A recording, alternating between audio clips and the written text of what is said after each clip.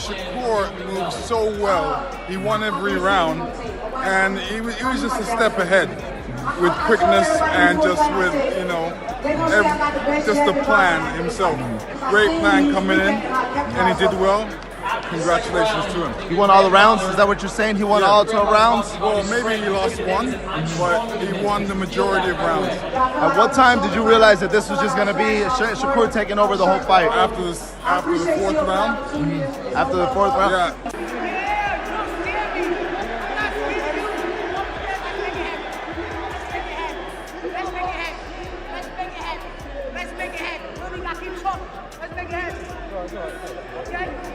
Eddie, I want him.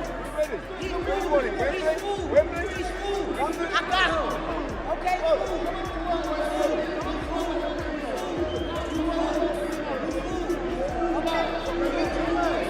The entire combat sports landscape is reeling following the massive Shakur Stevenson and Teofimo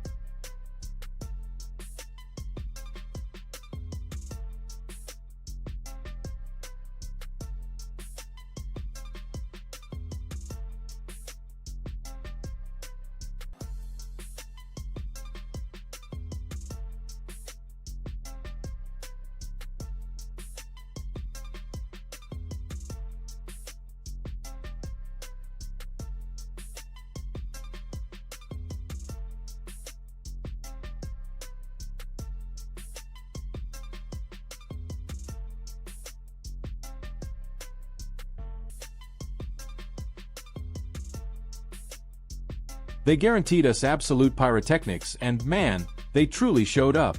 What unfolded tonight was the exact blockbuster fight fans had circled on their calendars for months.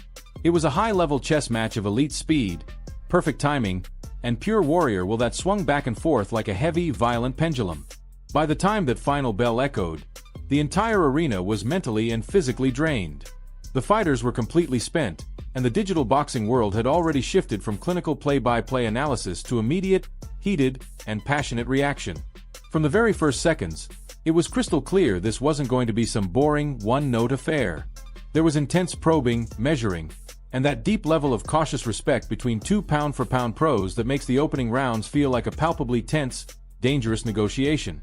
The early minutes were packed with razor-sharp jabs and calculated counter-jabs. The kind of clean, clinical boxing that only looks simple when superstars are executing it at the highest level.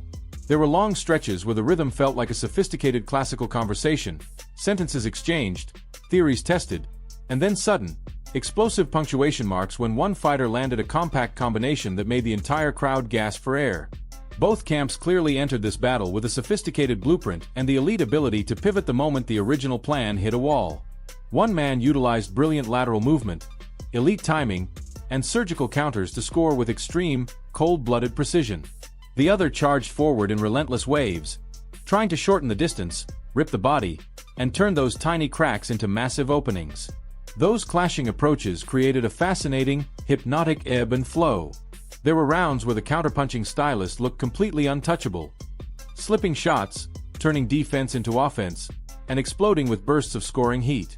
And there were rounds where the pressure cooker fighter made it impossible to keep a straight line on the scorecard simply because his sheer aggression forced messy exchanges and clinches that robbed the other man of clear sight lines to land clean. It was a beautiful, agonizing tension between strategic avoidance and purposeful collision, and the audience felt every single change in momentum like a physical shove to the chest. Certain sequences felt destined to live forever as highlights and slow-motion breakdown gifts. There was a crucial middle-round turning point where a lightning flurry from the aggressor landed flush, sending the other man sliding back on his heels for the very first time. The momentum visibly pivoted for several rounds after, not just on the official judges' cards, but in the fighter's very body language and soul. Then, in a classic response, a late-round surge from the countering technician. A series of stiff, crisp 1-2s that pinned the forward man against the ropes and forced a total reset reminded everyone that timing and accuracy can be just as devastating as raw, blunt force. Those moments weren't merely about physical impact. They were psychological punctuation marks. You could literally see a fighter's posture change in real time. The corners were leaning in deep, trainers shouting frantic corrections and desperate encouragement. That's the raw, human theater of boxing. A single 3-second exchange can rewrite the entire script of the next 3 rounds.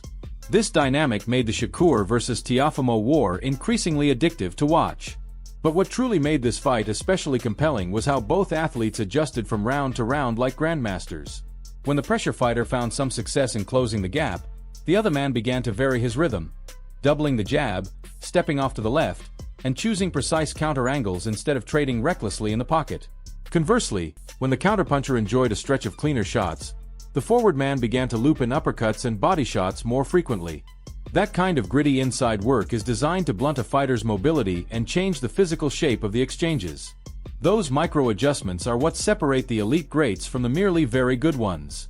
It's not always the flashiest haymakers that win fights, but the tiny margins, a half-inch shift of the lead foot, a fraction of a second delay on a trigger, a choice to tap the ribs instead of the chin in a particular sequence. The world-class coaches who earned their massive pay tonight did so by reading the war and sending concise, actionable instructions that were executed under extreme, bone-deep fatigue. The crowd's mood was its own powerful narrative thread. It swelled in a roar when the action favored the aggressor and sharpened into an appreciative, almost reverential quiet when the counterpuncher threaded a clean sequence through a shifting defense. Late in the fight, the atmospheric noise became a living pressure on the ring itself. Roars after big exchanges, those in-the-moment tribal chants that push a fighter to keep throwing when every single muscle is screaming for them to stop. Ringside commentators alternated between breathless, high-speed description and deep technical deconstruction. Social media followed in near real time with viral reaction clips, scorching hot takes, and those clips of veteran trainers pausing frames to point out that crucial foot placement or subtle head tilt. It is increasingly rare for a megafight to achieve both mainstream blockbuster excitement and technical fascination, but tonight it managed both perfectly. Television viewers were thoroughly entertained and the hardcore aficionados were given plenty of meat to dissect. There were turning points scattered across different rounds, none of which could be reduced to a single definitive blow, but each of which nudged the needle. A middle round flurry that landed flush had the potential to swing judges who prize aggression above all else. A later sequence of counters that visibly stunned the aggressor reminded the scorekeepers that clean, visible punches still count for plenty in this game. The final rounds were especially telling of their character. Both Shakur and Teofimo showed legendary conditioning and torque. Not just the ability to keep punching, but the discipline to sustain proper technique while breathing heavy and nursing painful sore spots. That's where high-level training camps win fights, by ensuring their fighter can execute under maximum duress. Watching them trade in those final 3 minutes felt like watching two people who had pre-committed to leaving every ounce of themselves in the ring, and both honored that commitment in full.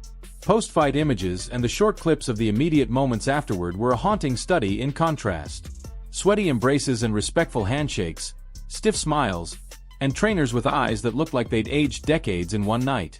During one legendary night, there was a mutual acknowledgement that both men had answered the call. The fight was sold. It was a bout that was competitive, dramatic, and technically rich. Media interviews that followed were equal parts praise and deep analysis because no observer wanted to reduce what they'd seen to a lazy, one-word headline. Yeah.